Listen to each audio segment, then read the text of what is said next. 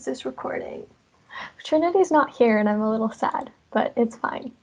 That's in the recording, Trinity, just so in case you watch this. I miss you. All right, should we get started, Maham? Yeah. All right.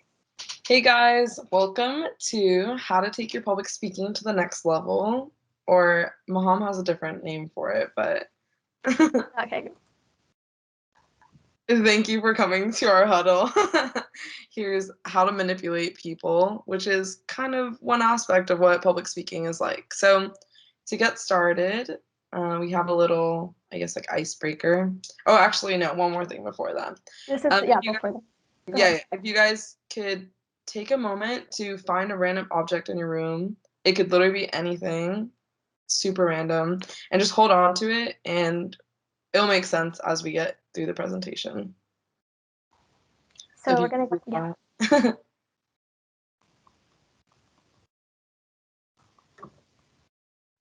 We'll give you till 6:05. That way, if people are trickling in, they can do that. But yeah, just find anything random. The randomer, the better. The weirder, the better. Yeah.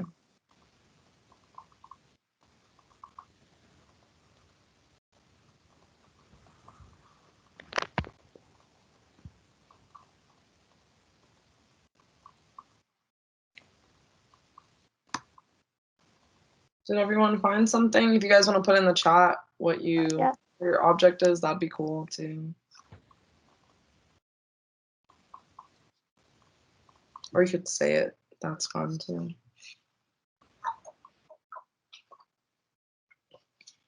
Okay. I have a pie crust.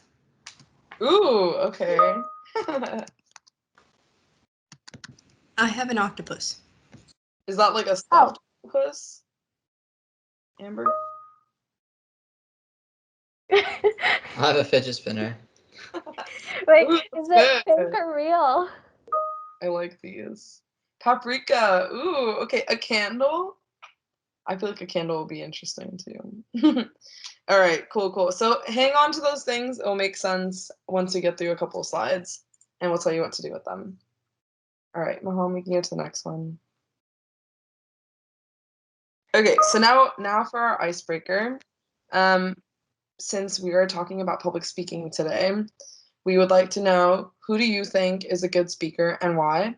And then we're going to do this popcorn style. So I will say a speaker, and then I'll say why I think they're a great speaker. And then I'm going to popcorn someone else, and so then they can go. So I think that Dr. Irving is a great speaker because I feel like he really captivates the audience and he really commands the room, and I feel like he gets his message across. I'm going to popcorn Amber. So I think that Dr. Sharara from the Human Situation Lecture Professors is a really good public speaker, mostly because I find his lectures really entertaining and I can easily pay attention to them and follow along and they make sense to me. But yeah, that's just my opinion. I'm going to popcorn to Dia. Hi, everyone. So the first person that popped into my head was Beyonce because I feel like she really gets her point across and what she has to say is applicable to like every age group. And she's always giving like so much advice and motivation through her words. So I really admire her. And I'm gonna popcorn to Lauren. Okay, hey y'all. The first person that came to mind for some reason was Obama. I just feel, also both Obamas, Michelle and Barack. I saw Michelle on her book tour. It was great. But for Barack Obama, I feel like he gets his message across very clearly. He's very inspirational, and his use of silence in his speeches is really interesting. I'm gonna popcorn to Rebecca.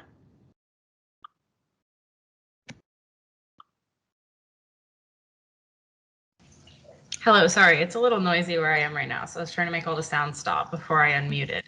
I was also going to say specifically Michelle Obama, so I guess you talked about Barack, I can talk about Michelle, so I feel like that's okay. But yeah, I just feel like kind of in the same way that you said, like I feel like she really uses her pauses well, and she's not like in a hurry. I feel like a lot of people when they talk are in a hurry to get things out, and that can kind of like ruin what you're trying to say. Who hasn't gone? I'm trying to find the list of people. I'm on my phone. Sporty, Ramen, on. All right, Sparthy, you can go. All right. Hi, guys. So the first person I thought of was Alexandria Ocasio-Cortez, mainly because I have watched some of her speeches, and I feel like the way she gives them, she's very compassionate, and you can clearly see the meaning behind what she's saying. And also, it's like more than persuasion, it's like you can actually see the emotion in what she's talking about. So I will popcorn to on.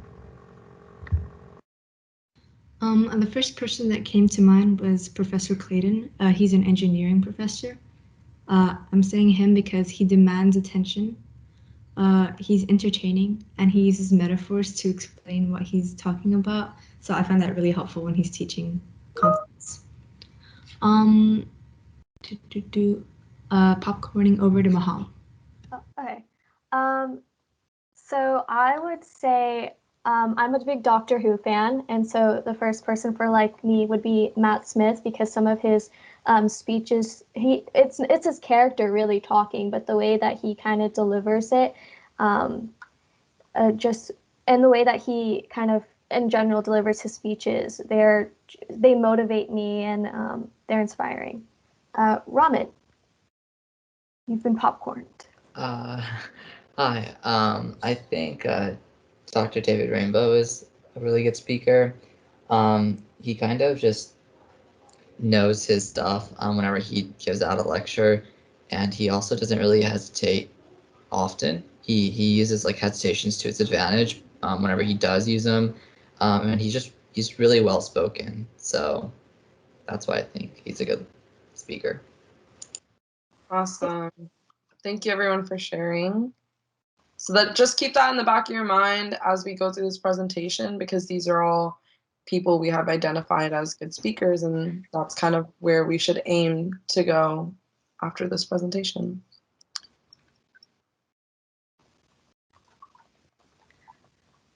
Okay, so I'm sure you guys are all familiar with Maham and myself. We're both senior interns, but we wanted to give you an introduction of where our public speaking background comes from and where kind of we generated these tips. So my experience, I did a little bit of DECA in high school, wasn't very good, but I did learn a lot of different salesy type of speaking habits that you could pick up in sort of the business mindset. I also did a bunch of student leadership, so I've been in different leadership positions in middle, high school, and in undergrad as well, where I've had to speak in front of large groups, and then conference presentations, which is sort of something that I picked up in undergrad, where I was presenting. This picture specifically is in Las Vegas, and I was presenting some research that I partook in during undergrad. All right, Maham. Yeah, so I didn't realize my camera wasn't on. I was sitting here making like waves and things like that to myself.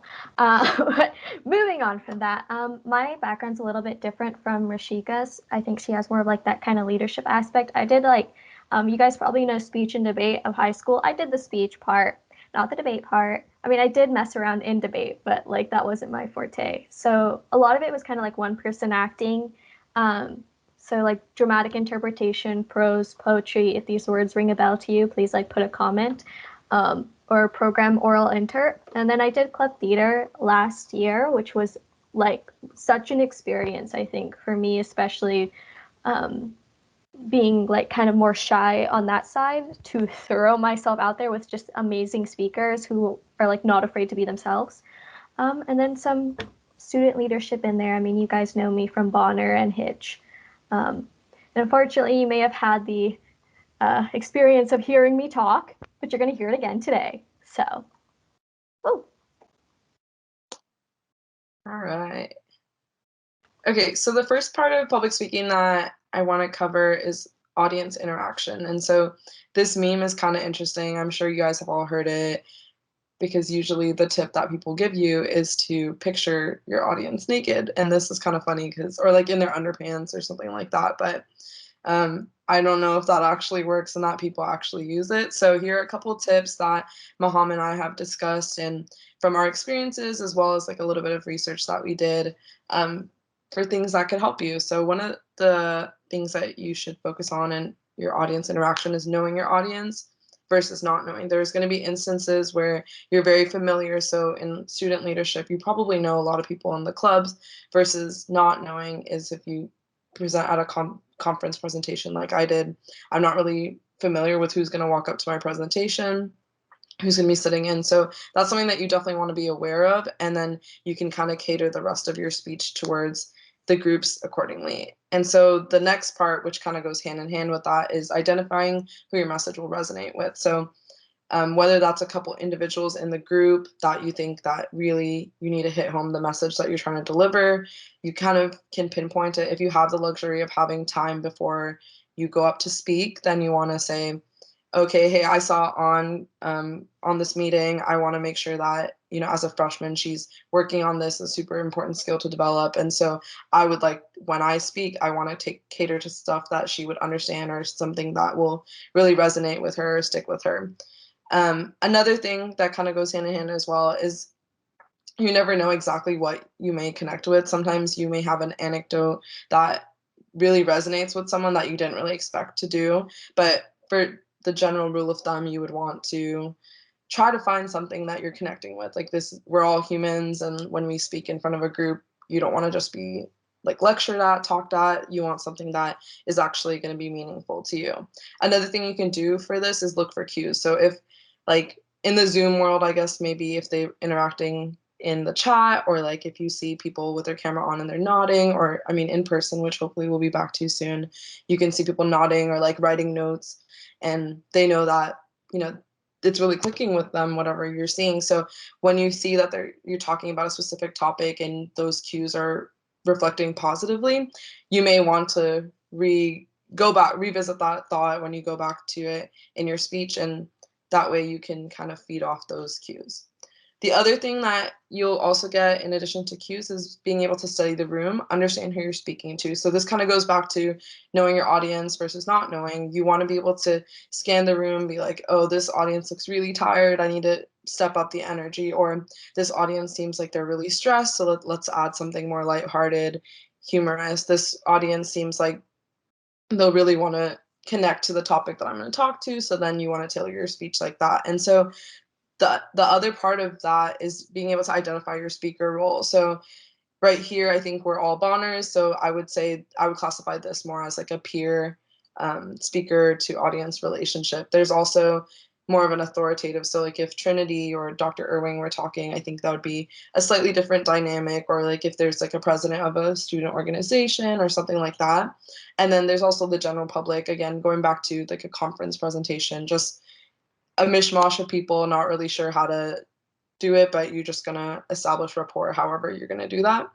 And then again, kind of a little bit redundant, but be conversational. We're all humans. We don't want to be spoken at. We want to be engaged and really be an active participant in whatever is being spoken or whatever is being delivered. And then another tip that I feel like a lot of people forget is reaching the back of the room. I'm sure many of us have been there. We sit at the back of the classroom hoping that the teacher will never, or the professor will never call on us, or we just want to like take it easy that day. And that's totally cool. But when you're delivering a message as a speaker, you're going to want to reach every aspect of the room, whether it's the middle, the back, and the front. And like you could do that through eye contact, gestures, which Maham's going to kind of go into more detail with. All right, so then subject matter is another thing. So I'm sure we've all, in situations that we've had to speak, you feel like you know the subject really well, or like you're really passionate about it, or you're like, I have no idea, I just had to do this for school, or I just had to do this for work, or something like that. So that's something that definitely happens with subject matter. This meme is kind of funny. It says, I was going to write an inspirational speech about why time is so precious, but then I procrastinated. So that's just, I guess, like a goofy way to say that you need to prepare for your speeches. So one thing in the subject matter is as a general rule of thumb, you always are selling something, and you don't have to be like a business person to be doing this. I feel like in like an elevator pitch, an interview, a presentation, you're always selling something, whether that's yourself, an idea, product, service, whatever it may be, philosophy, any of those things. And those can be very easy to talk about if you're passionate and confident about it, but that doesn't always happen, and that's not always the luxury. So something that you should remind yourself to do is dig a little deeper, find something that's a good connection. So for me, I think about this in sort of like an interview context. So maybe not formal public speaking, but there are, like, I'm going into physical therapy. So anything physical therapy related, anything sports related, I'm like, I can talk really well about that. Whereas if it's something about like teaching, like something that we do in Bonner, I have a little bit of experience, but I think I'm not as passionate about it. But I dig a little deeper and I'm like, oh, a physical therapist is a lot like a teacher. So then I can kind of bridge that connection for myself, which makes it easier for me to speak about it. And the other thing to avoid in developing your speech, preparing for your speech, is writing a script word for word. It's really important to have like a note card, which just has like a grocery list of bullet points that you want to go off of during your speech, because naturally you're going to start gravitating to just wanting to read off the PowerPoint, your paper, whatever you have. So you're going to want to like know those topics well and have these cue words that, see, for example, I said word for word. So then I knew how to speak off of that because I just have that in the PowerPoint. So have the words as like an outline for you and then use that. The other aspect of your subject matter is to make sure you have an impact. What you're saying should have a meaning. Like you need it. This kind of goes with the selling attribute. You want to be able to say, okay, what I'm saying to you, you must listen to, it's worth listening to, this is not a waste of your time kind of thing. Like you have to have that impact. You have to, and that kind of goes hand in hand with the connection, right? What you're saying, you want to resonate with someone. Otherwise, what's the point of you speaking, right? So then kind of going back to the scripting and the note taking, you want to make sure that you have an organized and concise message.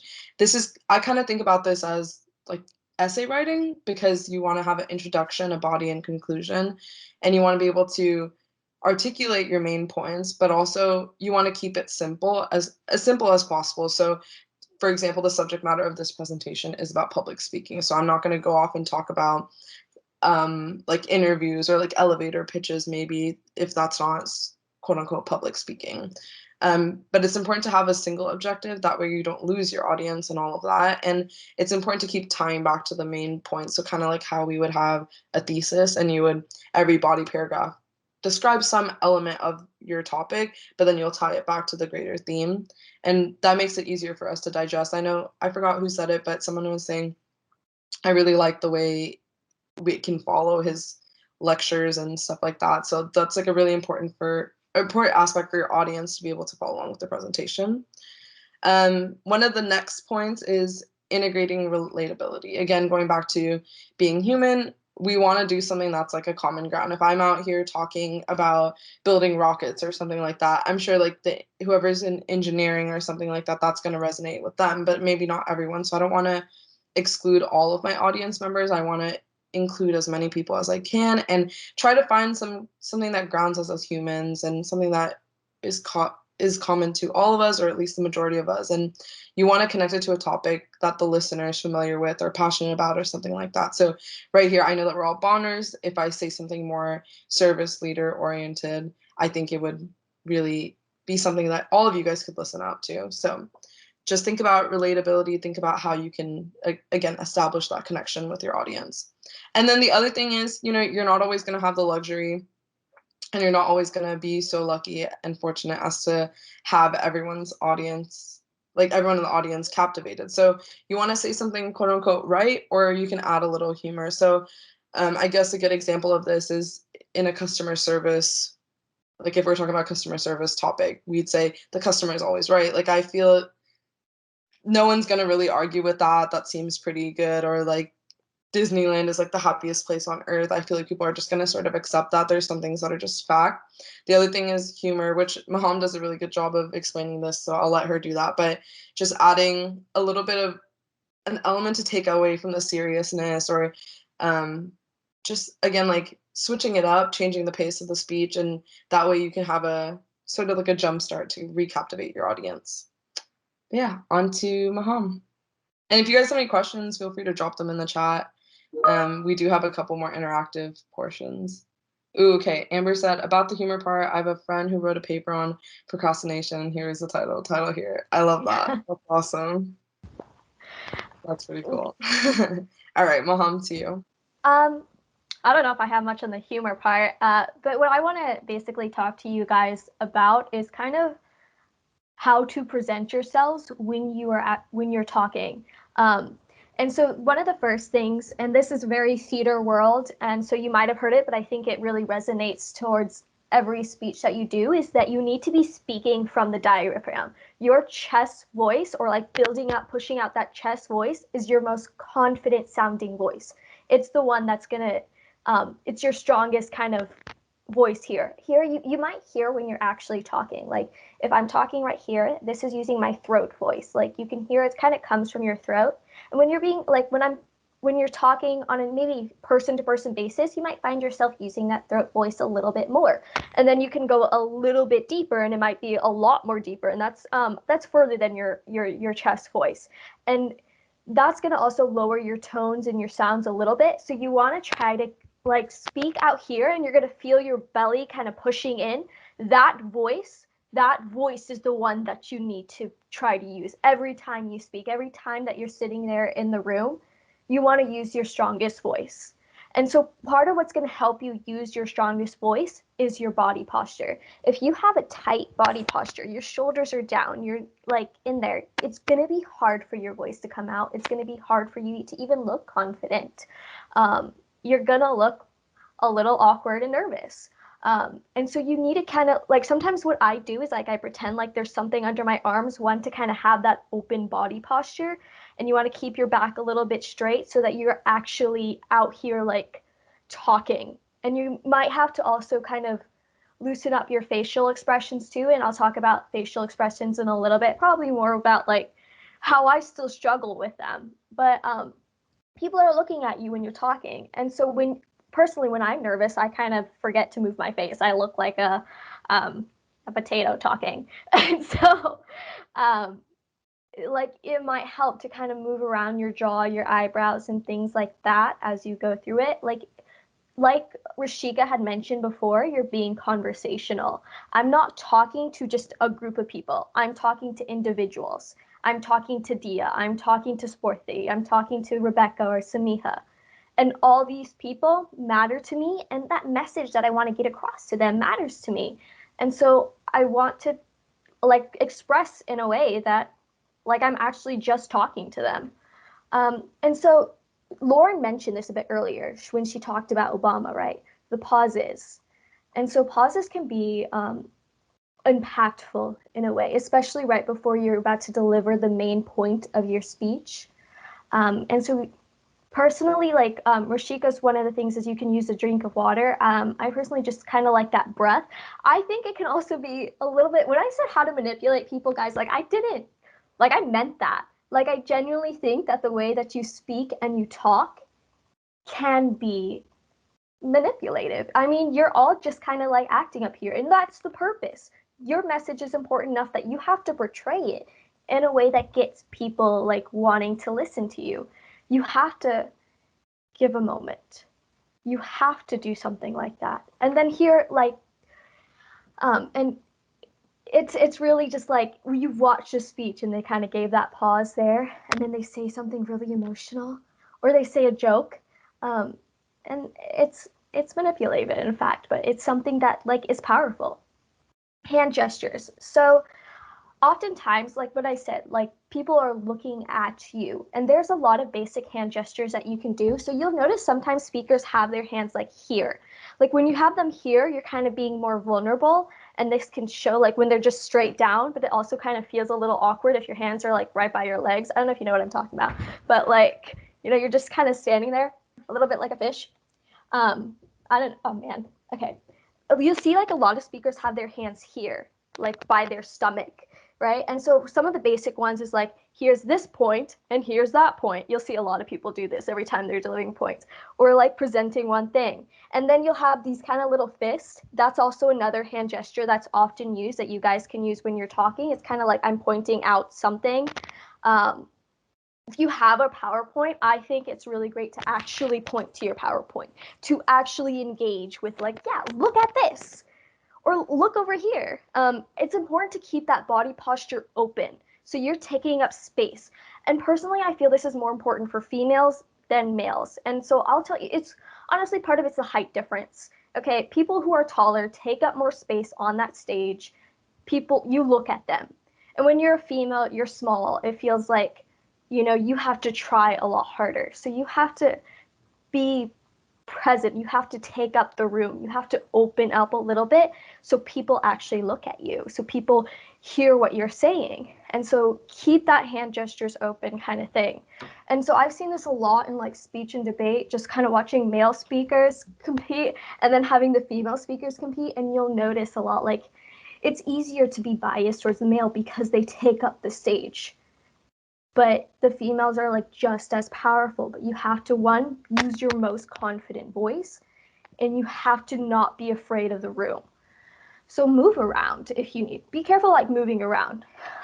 Don't want to, like, this is where Rashika got in, like, don't fidget or do distracting movement. If I'm Matt Smith in Doctor Who, he's like everywhere, and Lauren, I think, knows what I'm talking about. Like, and that's a little distracting. But like, you have to have a little bit of control in what you're doing.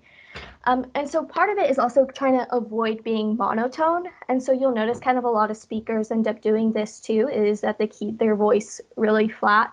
And so there's a lot of multiple things that you can do with your voice. One is you should be aware and just think about how you're actually talking. You don't talk in a normal, like, flat tone.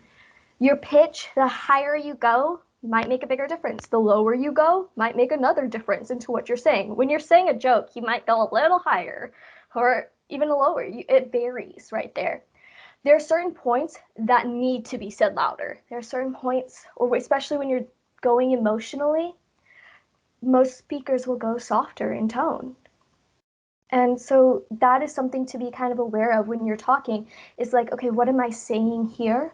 And what's the best way that I can deliver it that people will actually kind of resonate with?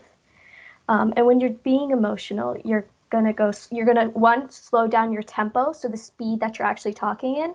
And so Rebecca mentioned this as well, like when she was saying the speaker, Michelle Obama, is like, it doesn't feel like she's word vomiting at you, and it probably does with me. I have a bad habit of speeding up or talking too fast. And so there are moments where you need to be aware of, like, what am I saying that's the most important thing in my speech? If it's not that important, you're trying to rush through it, speed it up. If it's important and you need to make a point, slow it down. Speak louder, speak softer. Part of it will be, they call it timbre. Honestly, it's just having a little bit of emotion in your voice, not just kind of being passive. And these things can be hard to do when you're nervous. Like, don't get me wrong, like, it's kind of hard to be aware of the way you're saying when you're trying to focus on what you're actually saying. But it takes a little bit of, and I think Rashika talks about this, like, knowing your knowledge, your content well enough that you feel emotionally, like, connected to it. And so I have a couple of things that I do when I try to get this emotional quality. And one of them is to picture, like, what this topic means to me. Like, if I'm talking about impact, I try to remember what it's like being with the kids. I try to remember, like, how happy it made me to see them being happy about their success, or, what it was like to see them struggle at such a different level that I ever had to. And that sucks to see. And so whenever I'm trying to get that emotion or remember why my speech is important, I think about this. And I also use music. You probably guys know I'm, like, obsessed with music. There'll be a song I'll listen to before my speech or whatever I'm doing, because it just feels like the way I want to make people feel. So I listen to songs a lot, and, like, a lot of it will have like loud drum beats because it kind of matches the pacing, like, I feel like my heart is in. And so, yeah, those are some things I do to kind of feel the emotion, is listening to a song that's what I want you guys to feel. I didn't have one before this, so can't do that one, but Water Under the Bridge by Living in Fiction is one of the songs that I always listen to before, because it's so emotional for me. Fluency in language is kind of just about enunciating a little bit, and that can be difficult too. But I think Rashika also mentioned this is like it's okay to make fun of yourself. And so if you kind of mess up or flub a word, I probably did when I said gestures. I say gestures a lot. I don't even remember which one's the right way to say it, like 75% of the time. Um, and so it's kind of like pointing out and being like, yeah, that's me. Something about that makes you seem vulnerable and relatable. And again, it's manipulative if you think about it, because you're portraying yourself in a way that's trying to be relatable. When you think about it, sometimes you might actually just do it not on purpose, but like I'm telling you to think about it on purpose. So there's that. And then part of it is also tone. And so, if it is like an emotional personal story, you're probably not going to say it in the most happiest tone in the like, or you're not going to sound very excited or humorous or funny. And so be aware of like, and if you're doing a research PowerPoint, it's not going to sound like you're crying. It's going to sound a little bit straightforward. And we'll talk a little bit more about tone in this next slide, I think. Let me find my mouse. Okay. So these 6 speaker styles I actually kind of took from a website, but part of it is also based on my observations and just watching speakers. It's really entertaining, I think, when you look at people and you think, okay, what kind of hand gestures are they doing? What kind of jokes are they doing? How are they saying the most important part of their speech? And then the more that you see this, you'll see kind of trends on like what makes a difference, what makes someone good, and what makes someone not so great. But also you'll notice that it's not the same formula for every good speaker. It really depends on the room. And so I can send you guys this website link. What they do for the 6 personality types is a lot more informational. For me, it's a lot more vocal and like how you present yourself. So the first one is the sage. And so that sage is going to give you things that are more knowledge-based, research-based, presentations, instructions. They're going to be a little bit, in my opinion, more monotoned. Or they're giving you facts. They're giving you this kind of research that they're doing. And that to them is exciting. And all of these, they can make jokes. All of these will have that. But this one is a little bit more directly speaking. Oh, you found it. Oh, Rashika, I don't know if I sent it to you already, but yeah. So that's what I'm referring to. And then the second one is the jester. I might be saying that wrong every time. But yeah, so the sage is giving you a logical approach. It's giving you a research argument. What they don't do is they're not very emotionally connective. They're giving you more of facts. They're giving you that research presentation in biology class or engineering class. It's not creating an emotional connection with the audience. Sorry, that flashed away for a second. The second one is the jester, and this is the one that I probably have a habit of going more into. And so this person's a little entertaining, their hands movements are really wide, their voice is kind of fluctuating up and down. Their goal is to kind of make people laugh, be silly. And the speech that you watch, this guy kind of has a bit of a more quiet humor. They don't always need to be loud and things like that, but he does things in the example where it's like, that's it, like that's the speech after everyone claps. And so I have a habit, I think, of going into the jester. If you guys have seen my Excite talk, and you can find the website, and if you're interested, I can just send you a link. I use this personality type, and you can watch the first and second place, and they do, I'll explain which one they do as well. And so the third personality type I'm going to go into is the monarch. So that you'll probably say like Dr. Irving kind of does this monarch sometimes. They're very confident. It's the example they give is Martin Luther's "I Have a Dream" speech. Like I'm speaking with a little bit more of a deeper resonance in my voice because I'm trying to seem powerful. What I want you to see is that like I'm trying to tell you something in which is going to, one, make you feel confident, but also for you to realize that like I'm an authoritative figure in a way. I'm like, we're not afraid. So business leaders might give this. Obama kind of has this commanding speech. It's like There are examples of saying demanding we do better or offering congratulations. Just think sometimes Dr. Irving does this. If you guys have seen him in a room or whenever he's congratulating people or like saying like how good this person is, he's a pure monarch right there. The next one is the wizard. So they're being more persuasive. Their goal is to kind of change your mind. And so they might do sales presentations, or it's just basically the goal is to persuade it. And so figure out what your audience wants. They might put a little bit of energy in there as well, but it's really like, what do you think about this? Next one is the muse. So sorry if this is taking a little bit longer. I'm just like yabbering on. The muse is somebody who it's going to be motivating. And so I think a good example actually of the muse was Brene Brown. I think Rashika accidentally told you she's a peacemaker. No, I think she's definitely like a muse. And muses use things like personal stories, things like that. And they're going to speak a little bit in this kind of softer tone. And if you've watched Brene Brown's speech, you'll see the way that she kind of does that. It's like very lovely, sweet.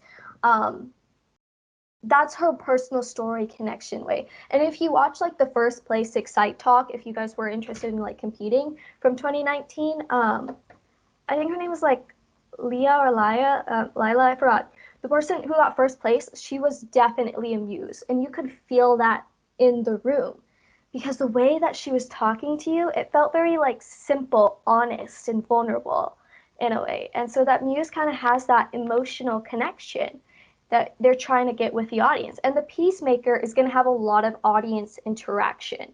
They want you to participate. I want to say like everybody's name in there. I want to learn everybody's name while I'm talking. My goal is to make the audience feel empowered, that when they leave this room, they're gonna know they're gonna feel like they've just had like the best moment in their life, or they're gonna feel like the spotlight was all on them. And so within, like, you'll find one of these fits your personality type more than others. You know, maybe you don't really feel comfortable making jokes, so you might find yourself being more of a sage or a muse, but you're not also stuck to one type of personality type or tone. And so all of these, in my opinion, are a compilation of different like volume, pitches, tempos, and even especially like the speech or the words that you're saying. Like the muse give you a lot of open-ended questions. They'll make you kind of think broadly, but they won't give you like a specific way to go through something. It's a compilation that of just multiple factors that we're putting with a label right now.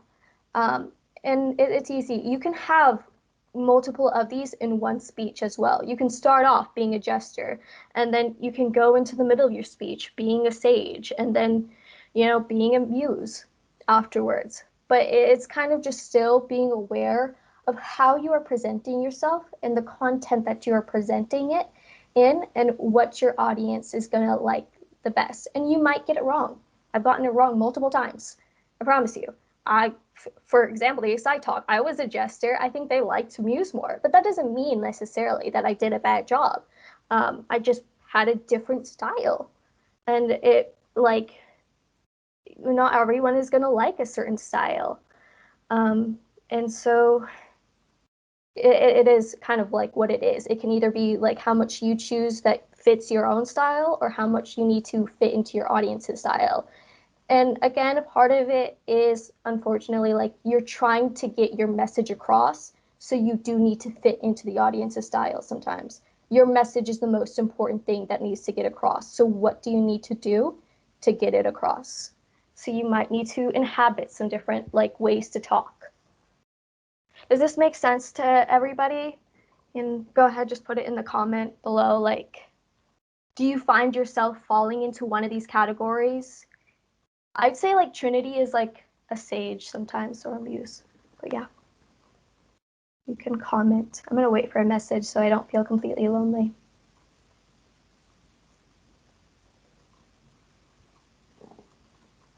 It makes sense. Thanks, Ramen.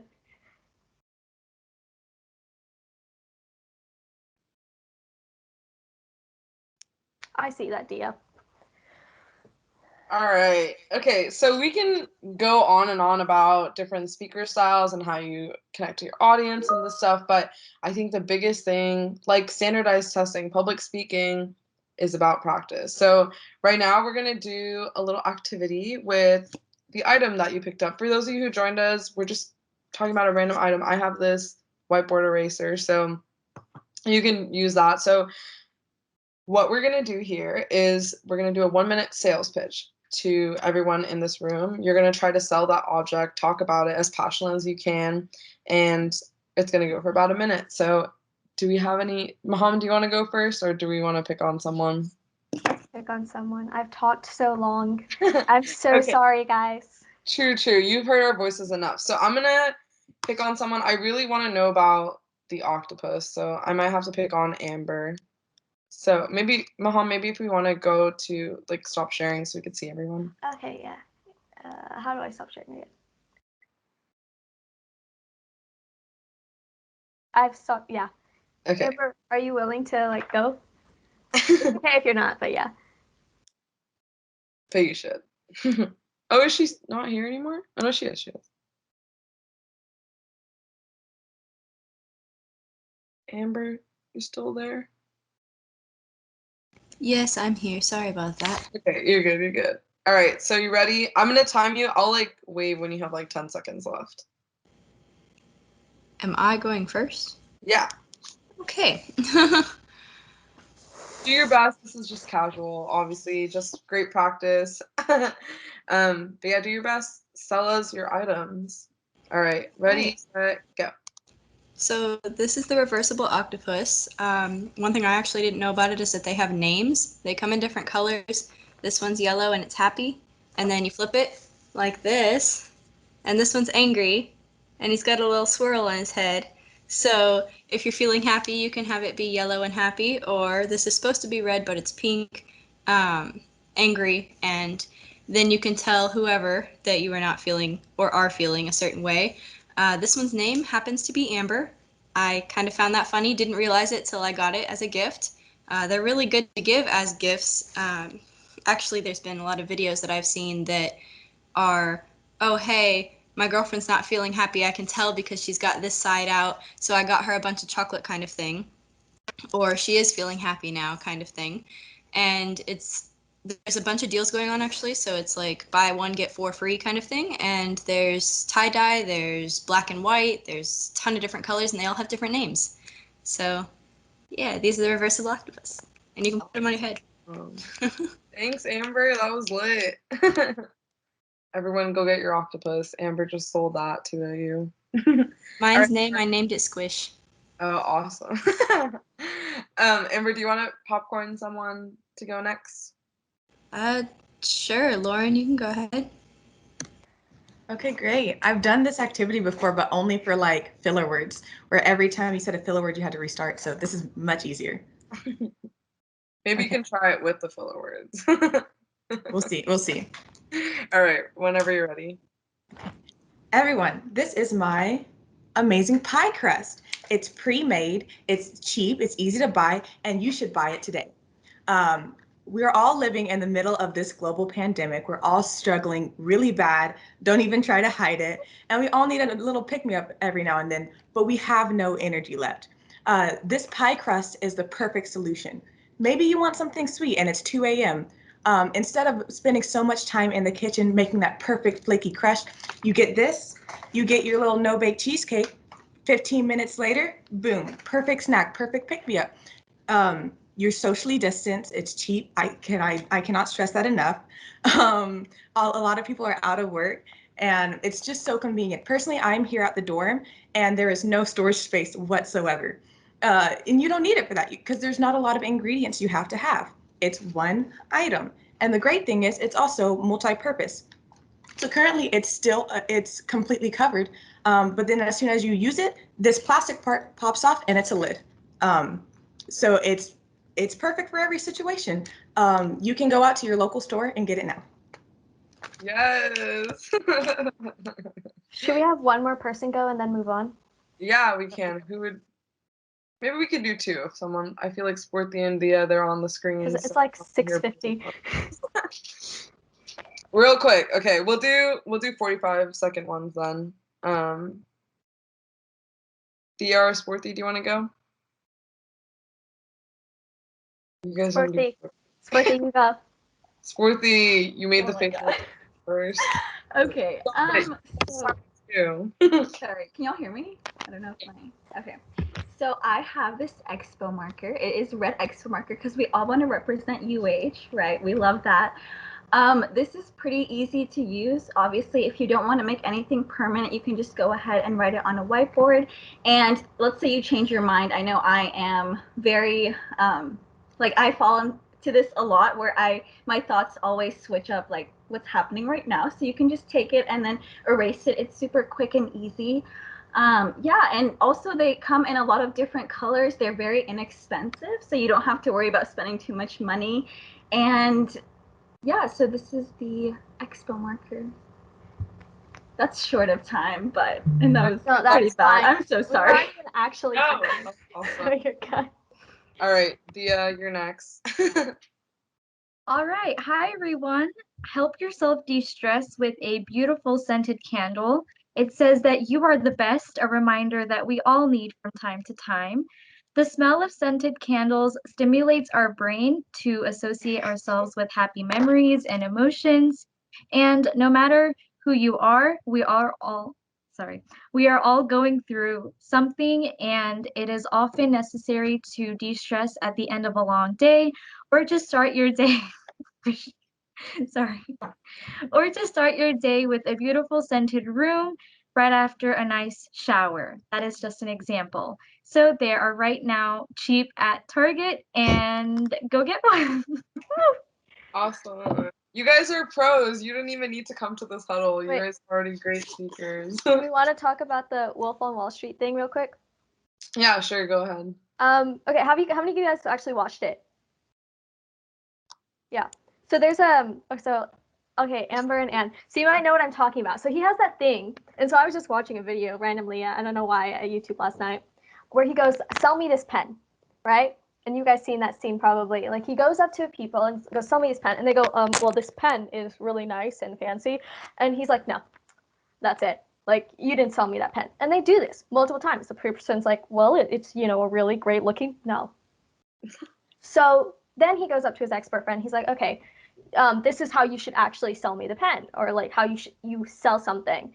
And the guy goes, "Can you write down something for me?" And he goes, "No, I don't have a pen." And he goes, "Yeah, but I do. And so I can sell this to you for like $5. The difference was he asked his audience a question. He tried to get to know his audience. He tried to get know the people that he was talking to. Did they want a pen? Did they have a need for a pen? What sort of use or thing was the object fulfilling?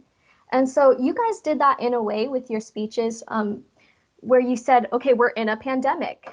You want to de-stress. Valentine's Day is coming up. Things like that. Or, we're at U of H. That's kind of trying to get to know your audience a little bit. But like, do we have a need for this object? What need are you fulfilling for me? Part of like what I think would push your thing further is if you ask us like questions, like in a way. And so that's what the writer actually was like. That's the point of that whole exercise, is to talk to your audience. So I just thought it was a really cool kind of thing, and it resonates still with the speeches that you're delivering, is who you're talking to. Yep. I can send you guys that video too. It's funny. Do you want to keep sharing the PowerPoint? We have a couple more slides. We may go a little over time, so if you have to head out, that's okay. You can catch us on the replay. But Do you want to go first and then I go? Because I feel like I've just been. Yeah, that's fine. Okay. Wait, do you want to put the slide up? Oh, I'm sitting here with the thing shared next to me. Okay. Wrong screen. Wrong screen. Okay. There we go. All right. So all of this, not to say that Maham and I and myself are very good public speakers, but obviously with practice and our experiences, we're gonna improve and get better. And we're undergrads. We have a whole life of public speaking to go for. So don't even worry if you're not at your goals right now. But some of the things that I am still working on is this. Okay, so this is a picture of me at HHP Research Day. I feel like I look very serious and stressed, but I'm also talking about research, so I think that kind of works. But one thing that really, really, really, really scares me to this day is when I'm talking for so long and then I start hyper analyzing everything that I'm saying, and I just hear only my voice and my voice only in this empty room. And that freaks me out because I'm just like, oh my God, like I'm the only one talking. Like, is everyone else hearing this and stuff? It just is a whole like dialogue in my head. The other thing is long hair. So as you can see, I tied up my hair today, especially when I'm speaking. So one of the really easiest distractions is to like pull your hair, like twist it, twirl it. You'll see some people do it and it's very distracting and you are suddenly not really that focused on the message. And so that's definitely something to be concerned about. So if you have long hair or hair that like might come in your face, I remember I had like that emo bang phase, and so I'd always be like flipping it over my head, and like that just wasn't on it. So just be cognizant of that. This can apply to interviews or public speaking, but just don't do anything that will take away from your message, which is the main objective. The other thing is rambling, which you may have heard a little bit of today.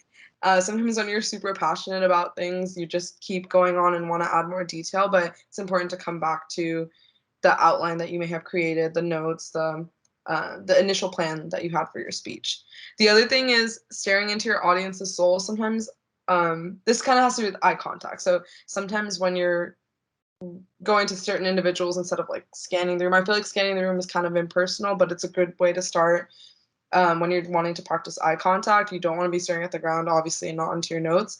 But sometimes when you like lock eye contact with someone, they could really feel heard and feel important and feel listened to, and you feel like you're being targeted in that speech, which may or may not be a good thing, but it also can be kind of scary when you're just locking eyes with them for a long time. So that's something that I feel like I want to get better at. And then I just want to end my speaking experience with is my most traumatic speaking experience. I was selected to do like an interscholastic speech competition, and I had to present the Gettysburg Address. And memorizing still to this day is not my cup of tea. So I get out there and I say 7 years ago, and that's all I said. And I just like ran off the stage. I like failed that competition miserably. I had driven like 3 hours to get there too. So even after all of that, I'm still able to be a student leader. I'm still able to give presentations and all that stuff. Yes, that will like slightly haunt me in the back of my head, but we have to grow from somewhere. And so even if you have like a really bad experience, don't let that shut you down. Don't let that be the end of your public speaking career, because it's going to be something that's going to stick there for a lifetime. So I'll have Maham share one more thing, and then we have just one more thing before we wrap up today. Maham, you're muted. Hello again. Okay. It's what we're doing next time, so that's why. Hold on, that just revealed itself. Okay, so I put it up there as kind of a joke, as in like how many stupid moments I placed myself in, because I have been in some really horrible situations in public speaking wise since freshman year of high school. That's what you get for doing speech and debate. And so what I put on here was my greatest talent is weird facial expressions that I make. And you might have noticed that if you guys were watching my face, is like, I don't think I have control of what's happening here. And so I feel like people are like, if I pause it and I see like whatever's happening on my face, nope. And so in the first time I gave a speech was like my freshman year of high school, and it was for theater class, and it was about stage fright. And I was so nervous. Like I was recording videos of myself practicing. I was so excited for this kind of thing. I shook. Like when I was performing, when I was speaking, you could hear like my whole self was just shaking. And people thought I was just acting like stage fright. They were like, great, oh my God, that was so good. I was actually like quite frightened. And I'll be like, frankly, like I always still shake. Every time I speak, my legs shake. My hand is shaking in a way, yeah. Is that no, yeah, it's was not on purpose at all. It's still not on purpose, and I think people think I'm being emotional or passionate. No, I'm just nervous. So it comes off like that. I like honestly, I was nervous before this. Like my stomach was feeling not so great, like I'm still nervous every time I have to speak, and I don't think that's ever gonna go away. Because you're putting yourself in a place where people are gonna hate you or gonna like you, and that can be a scary thing. And so, like, some of my little weird mantras are like, I say "steal your nerves" a lot because I try to remind myself to just like be okay, like feel that in my chest. Bye, Ramen. Sorry, I'm still rambling. And so there have been some really bad moments. Like I've had to do some pretty bad impromptu speeches in speech and debate, and they didn't go well. And I can't memorize a speech because I'll like if I forget one word, entire thing's gone. So that's the problem with memorization is like you have this flow, and then when it goes away, you're just like, oh God, like where do I go from here? And then you start trying to like word vomit the rest out. Yeah, been there, done that multiple times, but you have to keep kind of going. You have to keep putting yourself in these situations to kind of grow and to become a better speaker. Like I said, I can do impromptu. For club theater, they chose me for improv. Scariest moment ever. And I told them straight up I didn't want to do improv, and then they asked me, and I was like, okay, I'll put myself in this position where I know I'm gonna look stupid, because when you do improv, you're gonna look stupid. You're gonna be placed in really weird prompts, in which I have, and you're gonna have to make up an entire character on spot and say really like. I was terrified. I was comparing myself constantly to everybody else, wondering if I was being creative enough, thinking like I can't do this. It was kind of just putting myself out there in that experience that just really like felt transformative. And so that's why we're gonna say like you're gonna be scared, you're gonna be nervous, you're gonna mess up, but you have to move on and you have to keep trying. So yeah. All right, just to wrap it up, we actually have a part 2 to this speaking huddle series, and that is, I'm sure those of you who are on TikTok or have like reels or something that have heard of like the PowerPoint party or PowerPoint night. So we want to give you guys an opportunity to practice this in a larger scale. I know we did a little bit of the 1-minute pitches, but I think this will be a great way for you to talk about something. We get to know you better since we're all locked up and don't get to see each other in person. So I think it'll be a great opportunity for you guys to talk about a topic that you're very passionate about and also be able to practice your public speaking. So if you guys want to put together, like, it literally does not have to be that deep, like 2-3 slides, not even a long presentation, and you guys can talk about it. I've done one of these and I did like, should you brush your teeth before or after breakfast or something like that? And then it becomes very controversial and it kind of spikes the discussion. So it's sort of fun. And then you guys can think about one personal goal that you have for public speaking and try to achieve that within that presentation. So on the next slide, we have a couple topics that you can pick from, and we'd love if you guys could come prepared next week to share, and we'd love to be able to have you discuss your topics, but also give you an opportunity to practice your public speaking skills. Yeah, like I said, you got to put yourself in stupid situations to grow. So here's one of them that we are giving you to do. So you guys can take a look at these topics. You can also make up anything, literally present on anything.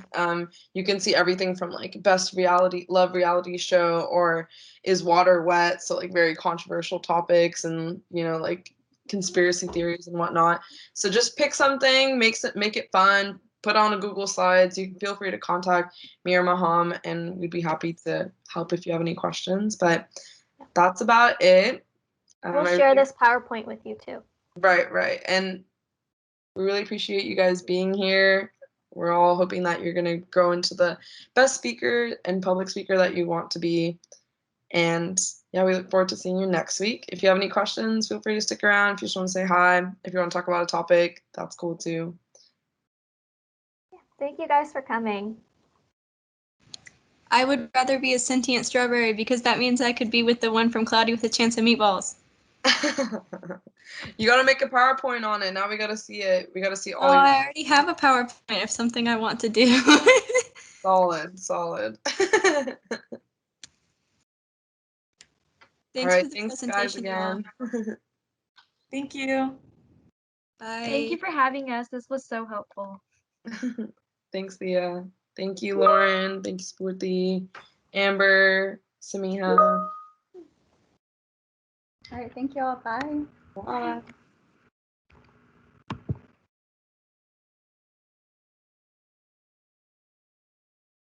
Everything's frozen for me. Yeah, me too. All right. I can't believe we finished around 7. That was not looking good for a minute. It's okay. We did it. I think it's hard sometimes. All right. Maybe we should stop the recording. Oh, shoot. How do I stop it?